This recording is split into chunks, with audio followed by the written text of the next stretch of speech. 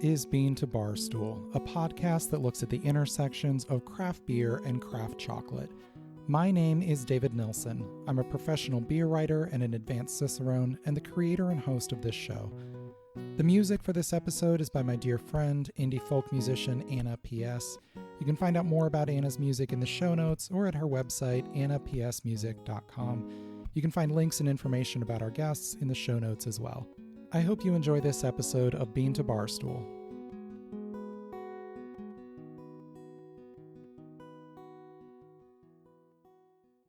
It's an understatement to say the cacao supply chain has some problems, and has since European colonizers first arrived in Central America centuries ago. If you love bean-to-bar chocolate, you're probably keenly aware of the economic, ecological, and labor abuses of the global cacao trade. It is imperative to understand where and how the cacao in the chocolate you're purchasing was sourced. But sitting here in Western Ohio, I don't have the resources, time, or knowledge to go investigate cacao sourcing at origin for every single chocolate maker whose chocolate I might want to enjoy. I have to read a maker's own account of their sourcing, sometimes read between the lines, and decide if what I'm being told passes muster or not. It helps a lot to be able to trust certain names and develop relationships that allow me to proceed with confidence. Uncommon Cacao is a name I've learned to trust, and one familiar to most of us who love craft chocolate. Uncommon is the largest supplier of traceable, transparently sourced cacao for bean-to-bar chocolate makers. Today we're going to talk with Emily Stone, Uncommon Cacao's founder, about the challenges and rewards of sourcing cacao the right way, and the stories that take a complex web of information and give it a human face.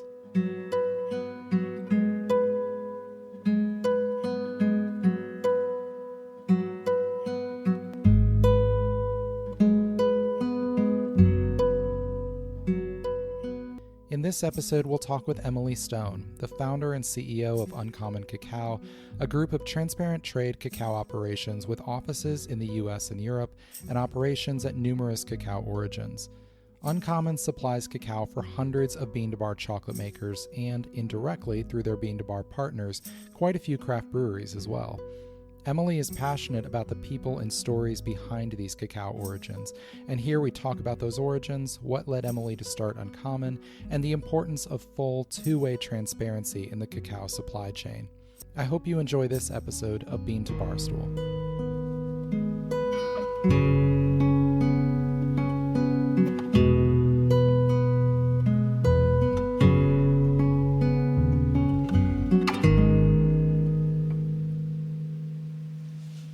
I quit my job that day, and a couple of weeks later, Alex and I were on a plane to Belize to start figuring out how we could basically work alongside producers to help them improve the quality and consistency of cacao to access these higher value markets like Taza that would pay higher prices for their product.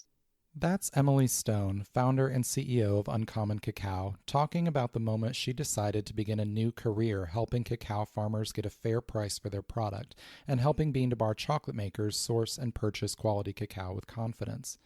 She had previously worked in environmentally responsible finance, helping publicly traded companies see environmental and social issues through a lens of financial and shareholder risk. One of those projects involved Hershey's, and it was there she first became aware of problems in the cacao trade and first thought about where chocolate really comes from. That led to spending time at Taza Chocolate in Massachusetts in 2010. There, she learned from founder Alex Whitmore about the chocolate-making process and, most importantly, the challenges of sourcing cacao while helping the people who grow and harvest it.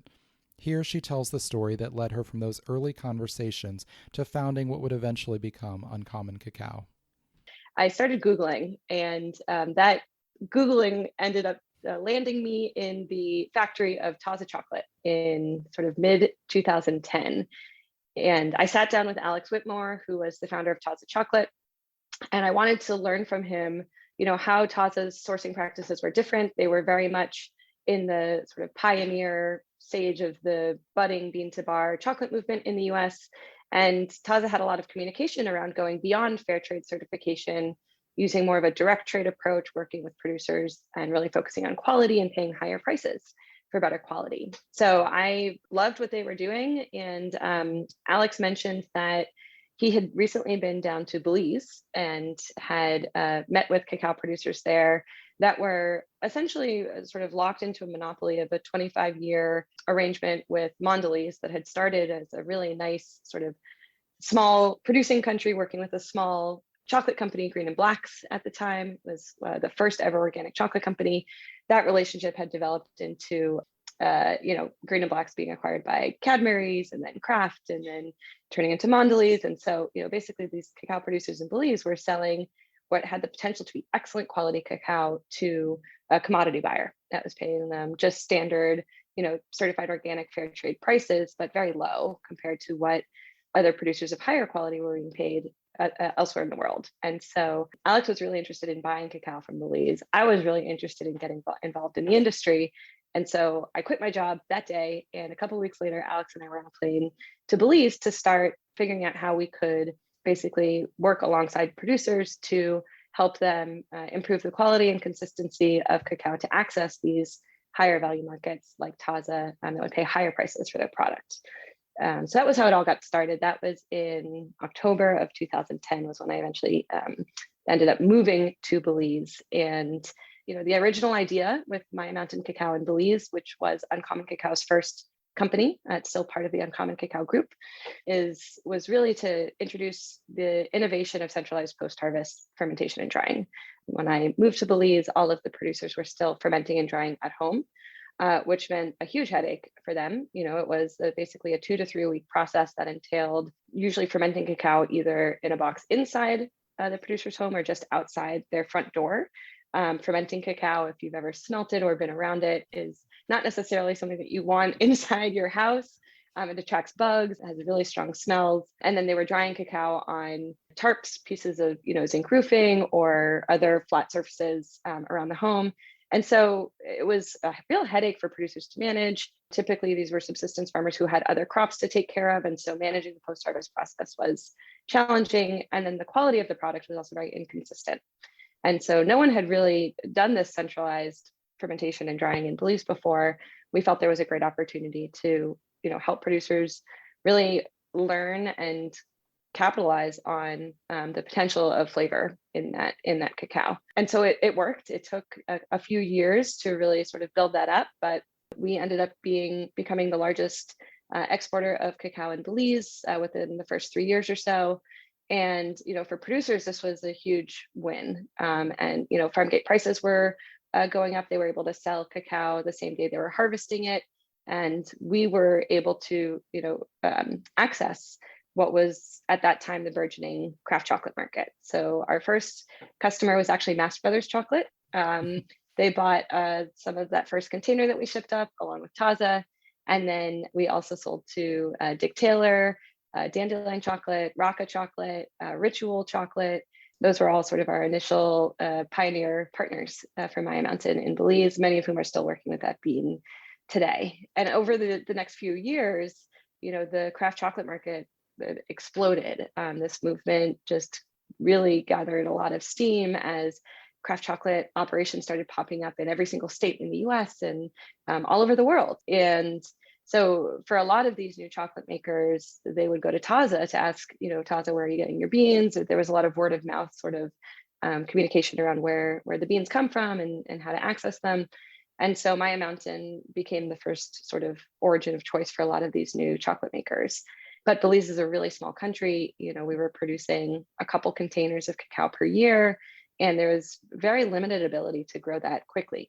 Cacao production is not like making widgets in a factory. You can't just sort of get more. It takes many years for cacao trees to grow and bear fruit. So it became clear at that point that this model that we had developed, we realized was essentially a pilot in Belize, was working.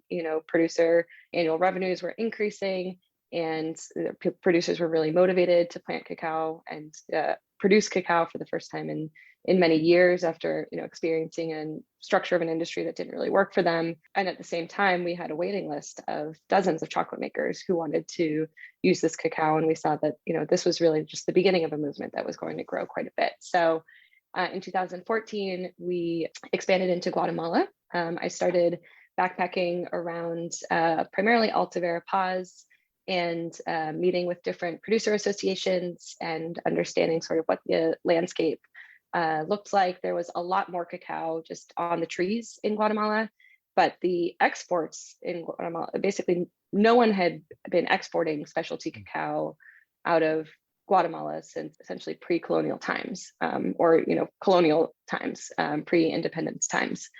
And so a lot of the cacao was being sold locally into El Salvador and Mexico, where there are very strong chocolate markets as well.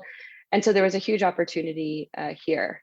A lot of the communities that I was meeting with had, even in some cases, fermentation and drying infrastructure that had been built by donor projects or government projects over the years, but they had never had a market to use them. And so producers were, harvesting, and then they were in many cases not even fermenting. They were washing the cacao, drying it on the side of the road, and selling it to coyotes, who are the local intermediaries who drive around, with a pickup and a scale and a stack of cash, and will buy whatever the producers have, whether that's cacao, coffee, corn, cardamom, cinnamon, etc. So really volatile prices, zero quality control, zero transparency around the market, very low sort of economic motivation for cacao to be a real source of income. And yet there was cacao everywhere. And cacao, as it does in Belize, formed such an important part of people's history and culture. In many cases in these communities, they had been, managing cacao farms that were passed down to them from their grandfathers, and cacao was very much something they were consuming on a daily basis as well.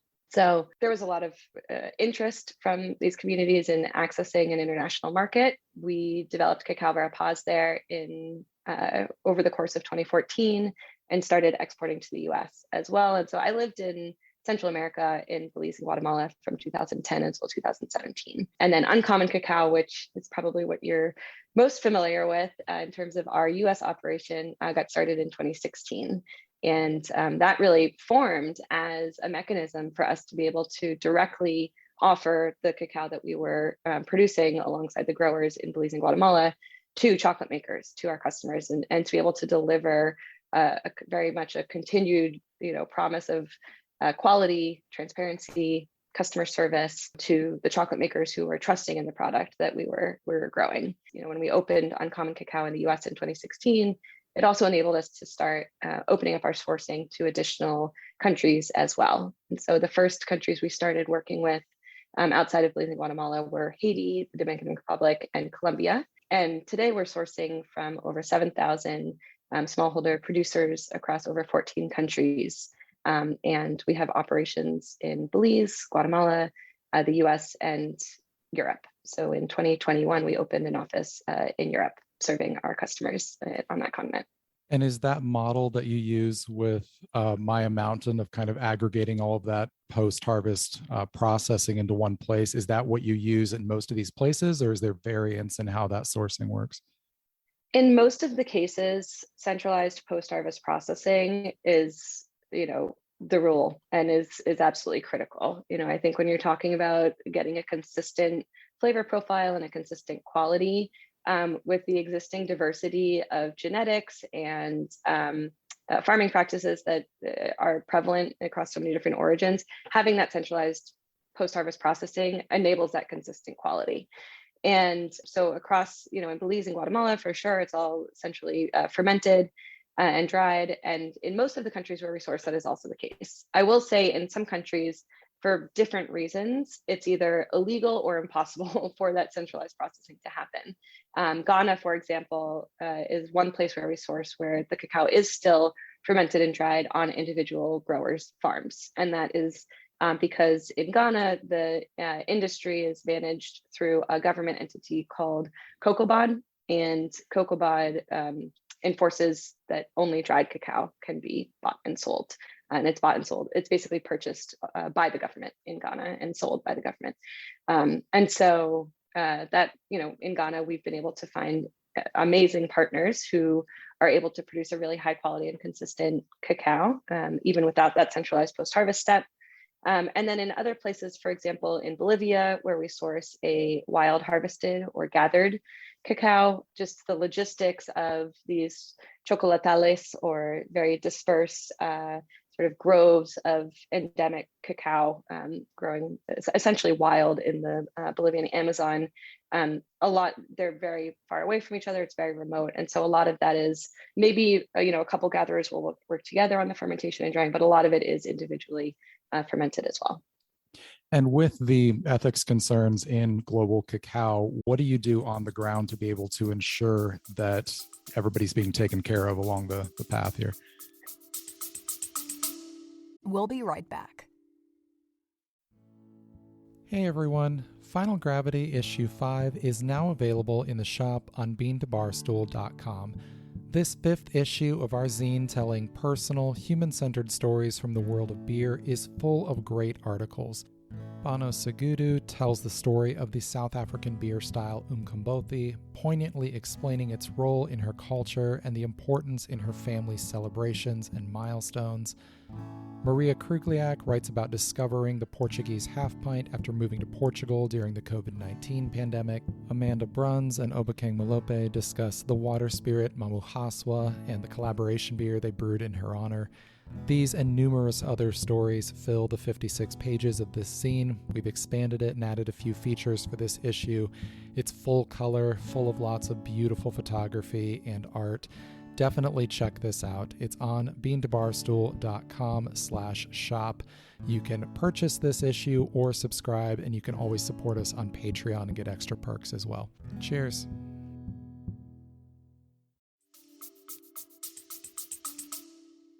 Yeah, there's a ton of work that we put into sourcing standards and evaluation across our value chain. For us, the process of sort of onboarding a new supplier or a new partner usually starts with the cacao itself, like with a sample. We want to evaluate the bean. And then once we're all on board that this is something delicious, something that we think chocolate makers will really enjoy, our initial onboarding around the ethical standards starts. And so we have a supplier scorecard, which has 55 indicators across social, environmental, governance, management factors, looking at both sort of positive screens and negative screens related to risk. So that's sort of the initial conversation. And that enables us to really dive into, okay, how are these issues being managed? That's then followed by a field visit. So we will visit in person. We'll do sort of a field check on a lot of the different indicators and questions that are part of our scorecard. And then once we really feel like we've sort of gotten to know the partner, gotten to know the growers as well, we'll always do grower interviews and make sure that we're really listening to the actual producers themselves and not just the exporter or whoever the centralized fermentation partner might be. Then we start sort of our then ongoing process. So there's a supplier code of conduct that all of our partners have to sign, which covers labor standards, which covers our traceability and transparency requirements, which are probably the most stringent and sort of demanding of any cacao trader in our industry, and cacao production requirements around quality. And then, we do a lot of annual transparency reporting as well. So each year we do essentially a revisiting of what's in the supplier scorecard and a deep dive into the specific numbers on producers from each year. So we look at everything from, how labor standards are being trained on and managed within each organization. We look at the participation of women in that value chain at the origin. We look at the farm gate price, and if there's an association price, what that was, the FOB price. We look at sales per producer so that we can actually calculate out annual revenue for producers. We do a huge amount of work to make sure that by the time cacao, lands in the warehouse imported by Uncommon Cacao, chocolate makers can buy that cacao fully knowing that, we have vetted the producers and the partner, and that they're fully in line with Uncommon's values and ethical sourcing standards.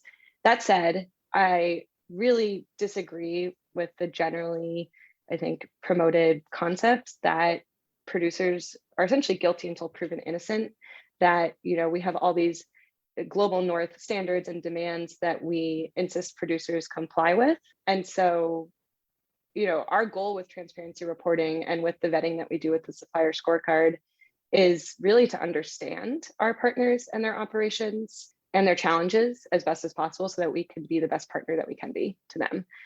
Of course, we want to make sure that there are no violations of human rights, issues. There are no abuses of individuals in any way at that partner. But I do think it's just, we've gotten pushback actually recently on our transparency report data collection process this year. Where's this information from the chocolate makers? Why don't we know how much chocolate they're selling and how much money they're making? And so I don't disagree with that pushback. I think transparency is amazing at how it can create these conversations and really enable dialogue on important issues. And, through our transparency report, and we certainly have done that in our industry, but I do think there's a lot more room to grow in terms of what real two-way transparency reporting could look like from chocolate makers in the industry, also back towards growers and producers. Our reporting is demanding. We look at, along with the transparency reporting information each year, our partners have to submit farmer receipts, so proof of farm gate price, producer lists, full traceability documentation, basically from the farm through the fermentation drying facility into export lots. And increasingly, there are technological tools that are making this reporting easier, but it's still very early stage on that in a lot of places. So much of this is still just being done by hand, and it's a huge lift for all of our partners and for us every year. But we do it because, again, Uncommon Cacao exists to, create systems change in our industry and demonstrate that it's possible to pay producers a higher price for higher quality and really build a new system of valuing and trading cacao that's based on quality and based on flavor. So, for us to do that in a way that has integrity and is fully in line with our value of accountability, the transparency reporting is just absolutely critical. At the size that Uncommon Cacao is now, from the small beginning that you shared a little bit ago, how many makers are you working with now? So we're working with just over 300 makers around the world. We sell to chocolate makers, primarily in the US. About 70% of our partners on the chocolate making side are in the US. But we work with a growing number of chocolate makers in Europe, where there's a huge boom of bean to bar craft chocolate happening. We sell to chocolate makers in China, Japan, Thailand, Australia, New Zealand, so all over the world. And do makers contract with you for future harvest, or is this kind of all on the spot market where they just say, I want this, do you have it? We do both. So usually about, I would say maybe 50% of our sales are contracted ahead of time. And this is really helpful for us because it enables us to plan with producers. We want to make sure that we have what a chocolate maker needs available for them in the warehouse when they need it. And without that planning, it makes it really difficult for us to divinate their needs and try to predict what they'll need. We do a lot of that anyways, because not everyone has the capacity to plan ahead, a full year, and maybe their business will grow quite a bit. So we always work in a certain, amount of buffer stocks to make sure that we have people covered. But yeah, we do both forward contracting and spot. Listening to Emily talk about the balance of contracting for cacao versus selling it on the spot market, I couldn't help but think about how similar this is to the hops market in beer. At a library beer class a couple weeks back, an attendee asked me how hop farmers know which varietals will be popular several years from now when the plants they put in the ground will be ready to produce. And that's a great question because it is, to some degree, a guessing game. The popularity of hop varietals changes with stylistic and consumer trends. Many breweries, especially larger ones, but all the way down to small local tap rooms, contract for their hop needs up to several years in advance, but they also have to purchase hops on the spot market based on shifting needs or plans. The more stability that can be planned in, the easier it is for farmers and hop suppliers to predict which varietals and how much of each they need to grow and process. It's startling how similar this is to what Emily has described with cacao. In the next segment, we discuss some of Uncommon's newest origins, including 2 from the Philippines. I've omitted the actual discussion of those Philippine origins because that section of our conversation was included in its entirety in episode 43 about Rabid brewing.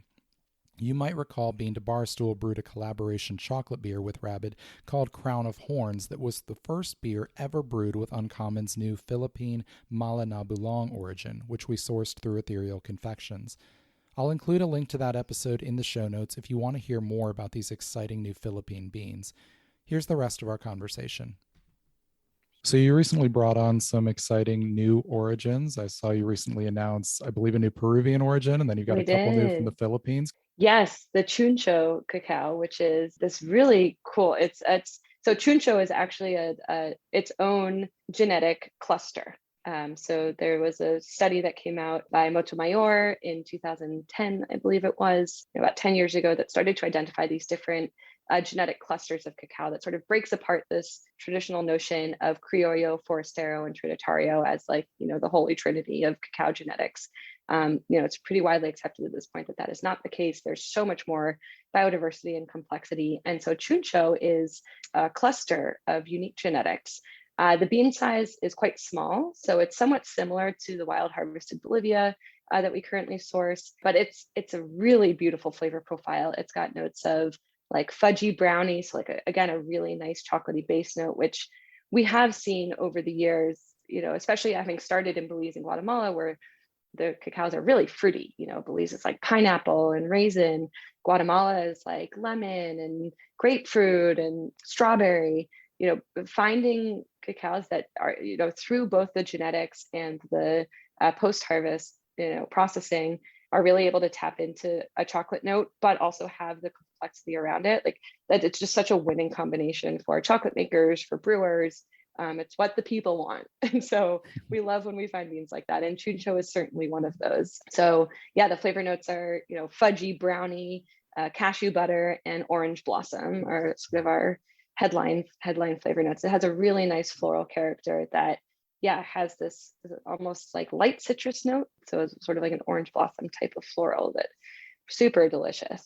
And, there are some chocolate makers that we've been learning about that sort of come out of the woodwork after we announced that we were starting to import this origin. They're like, oh my gosh, I only work with chuncho cacao. Like this chuncho has a following because it is such a special bean. It's also grown at quite high altitude.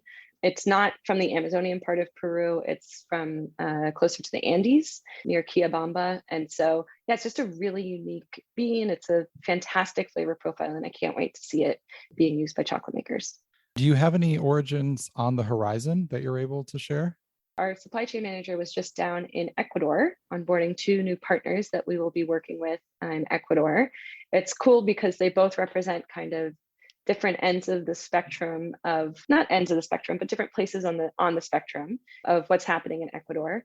Ecuador is one of the largest cacao producers in Latin America, and also such an important area for biodiversity and rainforest conservation. And so we're working with 2 different partners in Ecuador, one that's a sort of fair trade, organic, really delicious, nacional sourced through a cooperative that is just, from our visit there, from our onboarding conversations with them, it just goes so far and above beyond sort of what we've seen in terms of cooperative governance and working with its members. So we're really excited to be working with them. And then the other partner that we're working with is actually the first regenerative cacao operation. They've been doing regenerative production in cacao with their own regenerative cacao sort of premiums framework for, I want to say, the last 8 or 9 years. So really ahead of the game when it comes to really intentionally incorporating biodiversity into cacao production and managing farms in a way that is focused on regeneration of soils and the environment, even far beyond what we would typically see in like organic standards, for example. So just really excited about those 2 new beans from Ecuador. It's been a little while since we've brought in cacao from Ecuador, so very excited about that. So what is your day-to-day like? Like if this is now a big operation, what does it mean for you to be running Uncommon Cacao on a daily basis? What do you do? I mostly grow gray hairs. I back in the day before I started this, I was an activist within the finance world. I was trying to help companies, change and improve and, really leverage the power of business for good. And that is what I'm still trying to do here at Uncommon Cacao, even though we are now ourselves a tiny, very complex multinational corporation.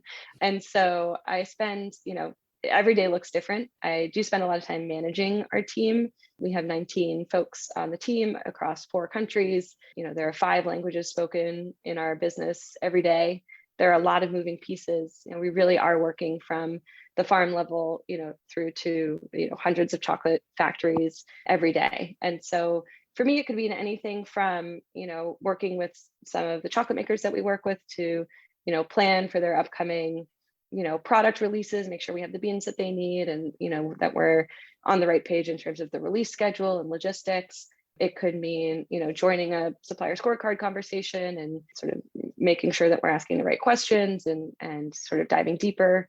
It could mean working, on finance and cash flow. That, as you can imagine, is something I spend a lot of time on. We're bringing in like 25 containers at least a quarter, and so just making sure that we collecting our accounts receivable so we can pay for the containers is, it's all the things. And yet I also do get to do some of the work that really brought me into this in the beginning as well, of traveling myself. I was down in Belize in April. I was down in Honduras in February. I was going to Guatemala in January. And so I am able to get down to, visit our partners on the farms as well fairly often. So talking about chocolate beers, I think most brewers who end up working with a bean to bar chocolate maker are probably indirectly often using your cacao because they're getting it from their local chocolate maker who is getting it from you. Do you do any direct sale to breweries? Have you done any partnerships like that? We haven't. No, we don't process our own nibs. It's something that we're looking at. And so, if anyone is interested, please feel free to reach out. We can chat about it. But at this point, no, we work with a lot of chocolate makers who sell to breweries. So I know like Videri and French Broad are two companies that you've spoken with quite a bit in the past. And those guys are awesome. And they do a lot of work with breweries. Bisou Chocolate out in California sells to like Lagunitas, Fieldwork, Ghost Town. Ratza Chocolate in Florida.